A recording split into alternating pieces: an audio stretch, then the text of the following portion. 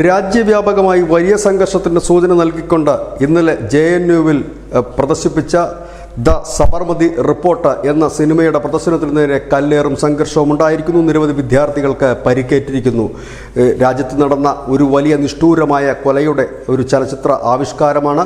ഈ സിനിമയിൽ അഭിനയിക്കുന്നവരുടെയൊക്കെ പേരുകൾ യഥാർത്ഥ പേരുകൾ തന്നെയാണ് നൽകിയിരിക്കുന്നത്. ABVP ആണ് JNUവിൽ ഈ ചിത്രം പ്രദർശിപ്പിച്ചത്.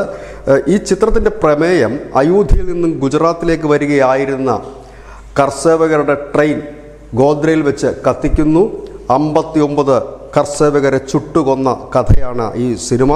ഏതായാലും ഈ സിനിമയിൽ ഉള്ള ആ കൊല്ലപ്പെട്ടവരുടെ എല്ലാം യഥാർത്ഥ പേരുകൾ തന്നെയാണ് ഈ ചിത്രത്തിന് ഉപയോഗിച്ചിരിക്കുന്നത്. ഈ സിനിമ തുടങ്ങിയപ്പോൾ മുതൽ ഈ സിനിമയെ തടസ്സപ്പെടുത്താൻ ഇടത് വിദ്യാർത്ഥികൾ സംഘടനാ പ്രവർത്തകർ എത്തിയിരുന്നു.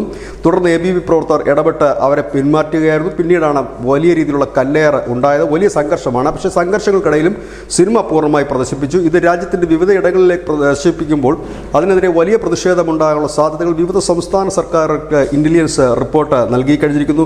കാരണം ഇത് രാജ്യത്തിന് മറക്കാൻ കഴിയാത്ത ഒരു വലിയ സംഭവം തന്നെയായിരുന്നു. റെയിൽവേ സ്റ്റേഷനിൽ നിർത്തിയിട്ടിരുന്ന ഒരു ട്രെയിനിൽ കത്തിക്കുന്നു. അതിൽ വെന്തുരുകി കുട്ടികൾ ഉൾപ്പെടെ 59 പേർ കൊല്ലപ്പെടുന്നു.